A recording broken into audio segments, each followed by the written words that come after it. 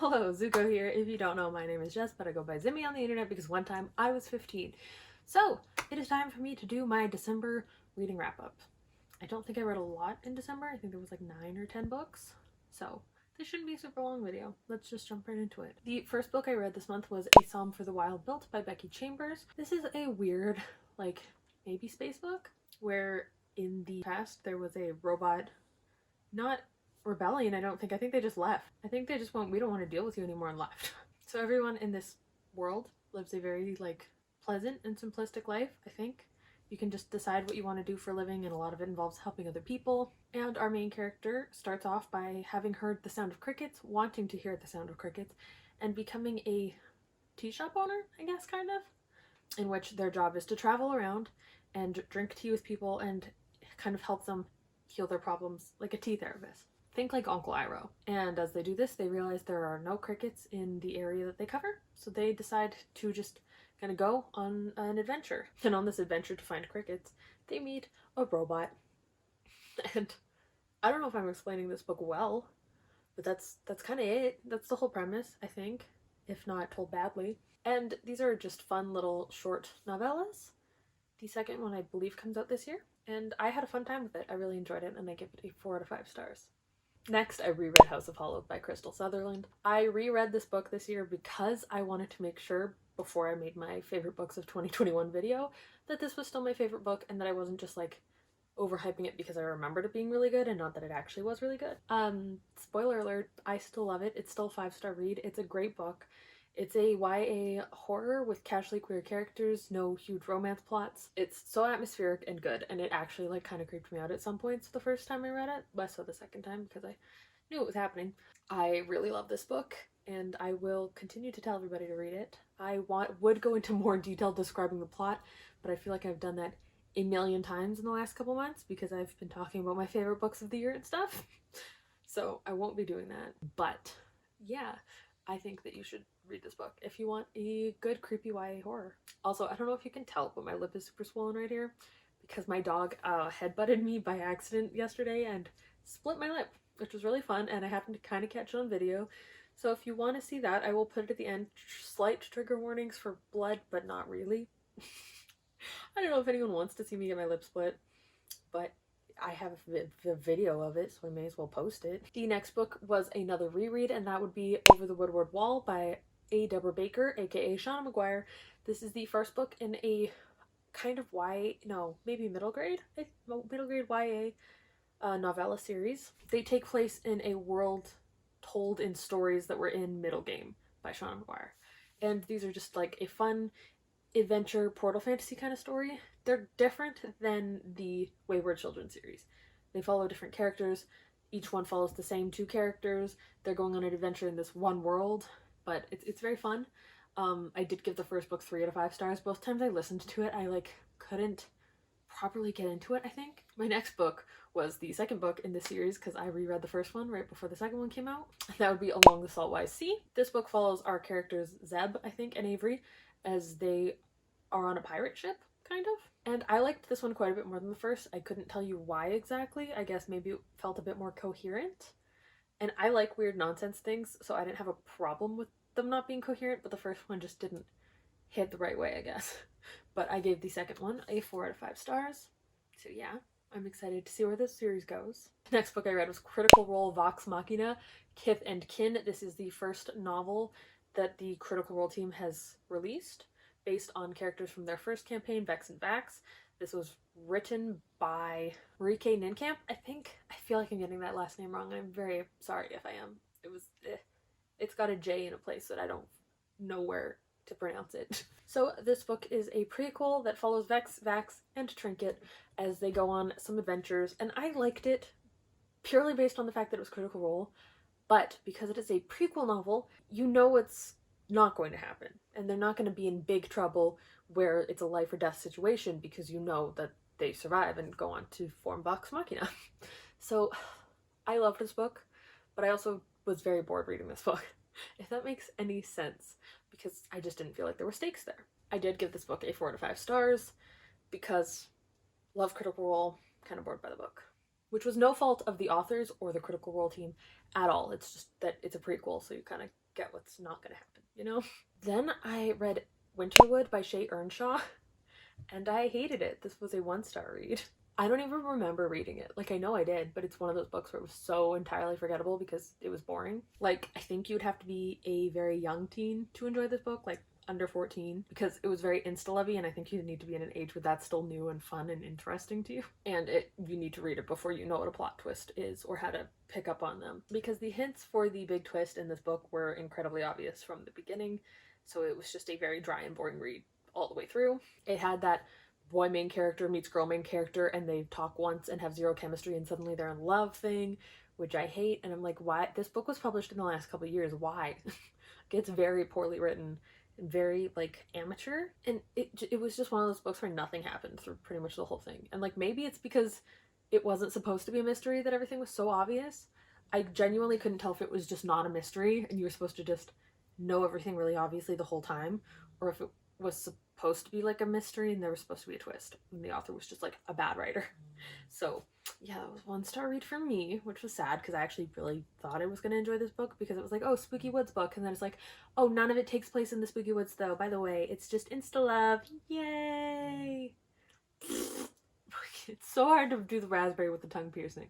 It's got to get it either right before the tongue piercing, like or like after, and do like a full stick your whole ass tongue out and go. So let's go on to the next book I read, which was The Inheritance Games by Jennifer Lee Barnes. This book was ridiculous, but it was ridiculous in a really fun way. It followed a girl who, for seemingly no reason, has been chosen to inherit this grandiose sum of money from this family, and everyone in the family is like, who the fuck is this girl? Why is she inheriting our money? And they're like all mad about it. And the man who died and sent her the inheritance had 4 grandsons who are all like around her age, so she kind of has to choose between 4 of them, and 2 of them, I swear to God, were identical. Jameson and Grayson have no distinguishable personalities from each other, and there was a 3rd brother who really likes scones, and he was like the quirky one, and then there's a 4th brother who I didn't remember existed through the entire book until the end. Yeah, this was just a ridiculous book where the girl has to choose between 4 boys while ridiculous stuff happens in the background. And I've heard the second book was not as good, so I'm not rushing to read that. But I had a lot of fun with this book and it got me out of a reading slump, so I did give it 4 to 5 stars because I want a fun book. It doesn't have to be like the best book, it just has to be a good time reading it. That's what I read for. Then I read Girl Save the World in this one by Ash Parsons. This is a like fun YA story set in a small town that happens to win a contest, I think, to have a zombie convention where a bunch of like horror actors come, and there is this really popular zombie TV show, I'm assuming like The Walking Dead, and all of the cast are going to be there for this convention. And essentially the convention gets overrun by real zombies, and these teenage girls have to kind of save the world and stop the zombies from spreading outside of the convention hall. It was a very fun and silly YA read with fandom in it. I don't love fandom books. It's just not my jam. It's not my style. I think that it's kind of silly, but maybe it's because I'm older and I don't partake in fandom really. I tend to be more private with the things that I really love, aside from like the occasional mentions and stuff online. Like, I'm not someone who's sitting here posting a million gift sets of my favorite characters and stuff, you know? So I don't think I really love big fandom things because I find it all like too much. But I think if you were a teenager who was really into fandom, that you would find a lot of things to like in this book. So I did give it a 3-star. And lastly, this month I read Eliza and Her Monsters by Francesca Zappia. This is another kind of fandom book about a main character, Eliza, who made a fan comic for her favorite piece of media, which I believe is called Dog Days. And her fan comic is called The Monstrous Sea, I think is what her fan comic is called. And she is anonymous online, but there are millions of people who read her fan comic. There are people who like create content based around her content. It is that popular. And a boy switches to her school who happens to be the #1 fan fiction writer for the Monstrous Sea comic. And he and Eliza end up becoming friends, but she does not want to tell him who she is because that is a secret that she has been keeping for years, and she just doesn't want people to know. And it's a whole thing on that, as well as her kind of trying to deal with her family when her parents don't really care to understand her or her interests, They just see her doing things that they wouldn't be doing, like spending a lot of time making art. And they're like, this isn't conducive. What a bad way to spend your time. You need to do things that we like. And they never try to understand her, which I liked. I thought that was realistic. And I liked this book. I didn't think I was going to because it's a YA straight contemporary and I'm not a big fan of those. But I really enjoyed this book. And I ended up giving it a 4 out of 5 stars. And it's still on my shelves. I'm keeping this one. I have not kept that many books that I've read this month.